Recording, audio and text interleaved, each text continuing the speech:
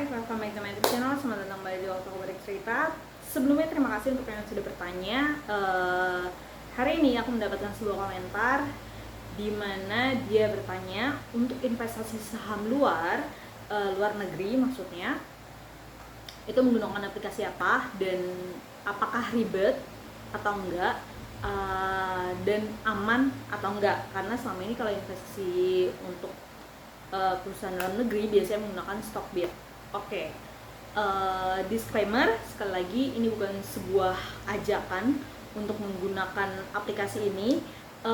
Ini juga bukan sebuah iklan karena aku juga tidak dibayar. Jadi ini benar-benar pengalaman aku, sharing aja apa yang aku gunakan. Nah, jadi gitu ya. Oke, mari kita bahas. Jadi untuk investasi saham luar negeri, aku menggunakan aplikasi Nanovest. Kalian cari aja di apa namanya?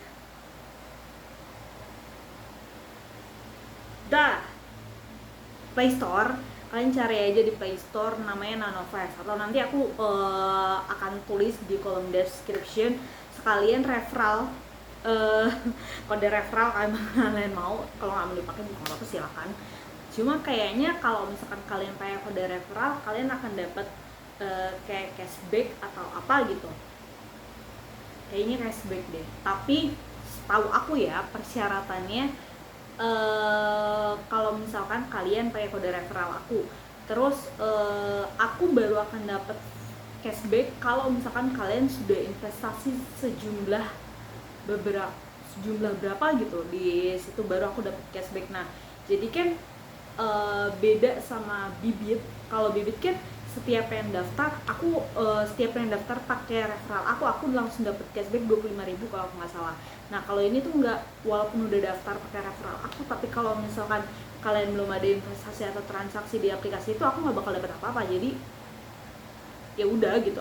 Ini bukan promosi untuk dapat referral atau apa lah. Jadi bener-bener hanya sharing pengalaman aja. Nah, oke. Jadi untuk balik lagi untuk saham luar negeri, aku menggunakan aplikasi Nanovest. Nah, kalau ditanya ribet atau enggak, untuk daftarnya sama sekali nggak ribet, sama seperti kayaknya Stockbit juga sama ya. Daftar, verifikasi, email, aku lupa pakai NPWP atau enggak, cuma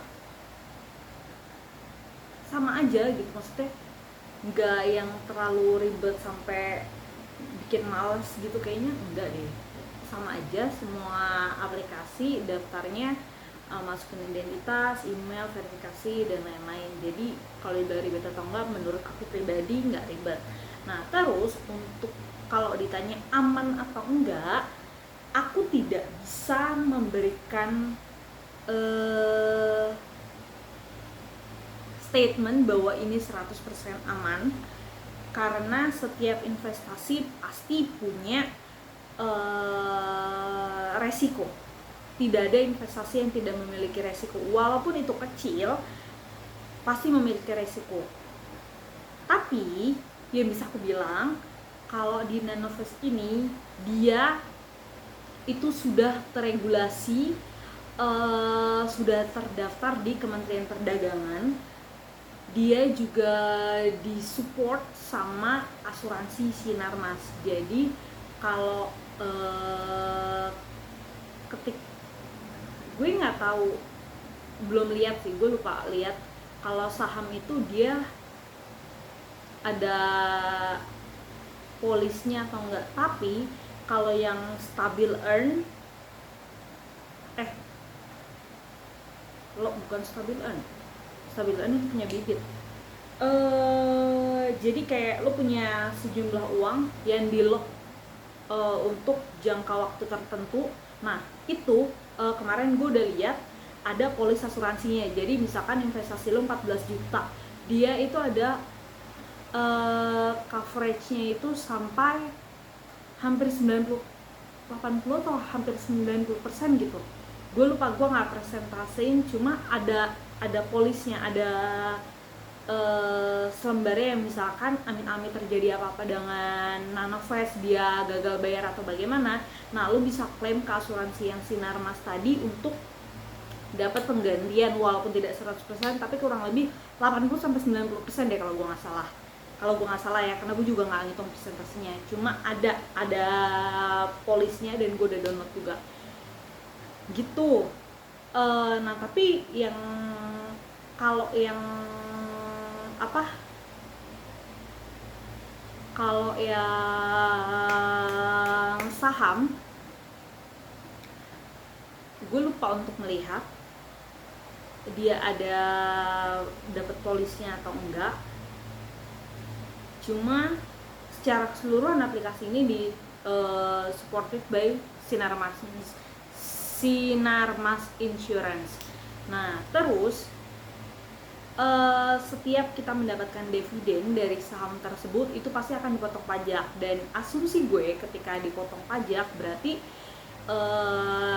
ini aplikasi diregulasi secara benar, karena berani-beraninya motong pajak dong, pasti kan pajak itu akan dilaporkan, dan ketika ada sesuatu yang tidak beres kan pemerintah harusnya sudah memiliki report ya sebelumnya. Jadi menurut gue setiap yang dilaporin pajak itu kemungkinan cukup aman, tapi gue nggak bisa nge-state kalau ini aman 100% ya. Jadi semoga ini bisa menjawab karena menurut gue ya nggak ada asuransi yang aman 100%, jadi semuanya itu tetap ada resikonya, apalagi saham kan. Saham itu bisa lo baru masukin tiba-tiba sahamnya anjlok tuh kan bisa itu sangat-sangat possible untuk terjadi. Terus kalau misalkan lo nyalahin, wah gue investasi ini gue rugi langsung segini, kalau ruginya karena si Nanofest ternyata perusahaan yang untung tapi Nanofestnya gagal bayar, mungkin lo bisa di coverage sama asuransi ya. Tapi kalau misalkan case-nya karena lo beli saham suatu perusahaan tapi ternyata nggak lama perusahaan itu pailit,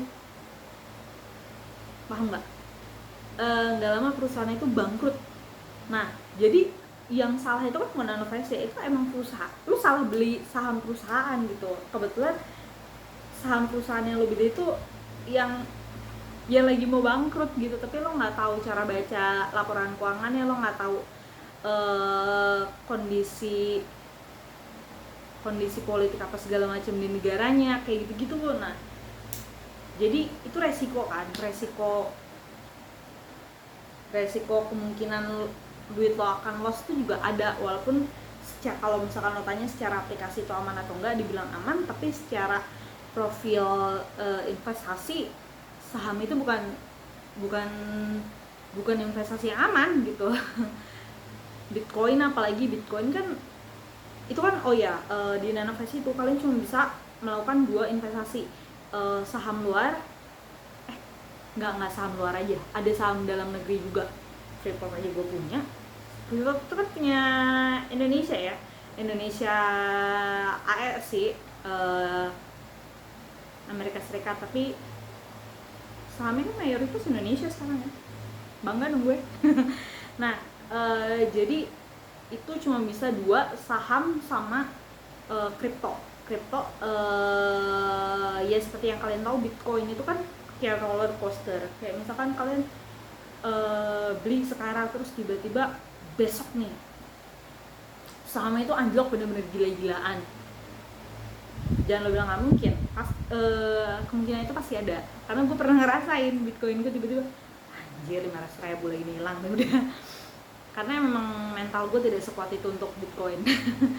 Nah terus ya itu, kalau secara aplikasi, kalau misalkan ternyata lo untung lo cairin dan aplikasinya yang gagal bayar, itu baru pemerintah bisa bantu, asuransi bisa nge-cover. Tapi kalau misalkan gagalnya gara-gara perusahaan, duit lo hilang gara-gara Bitcoinnya yang anjlok atau perusahaan-perusahaannya yang bangkrut, ya lo nggak bisa menyalahkan siapa-siapa, itu adalah resiko dari investasi. Oke, mungkin semoga itu menjawab. Dan terima kasih sekali lagi pertanyaannya, gue lupa lagi ngirim pertanyaan siapa. Nanti untuk lebih jelasnya beberapa informasi akan gue tulis di kolom description. Semoga ini membantu dan menjawab apa yang kamu tanyakan. Oke, sampai berjumpa lagi di waktu kerja selanjutnya. Bye-bye.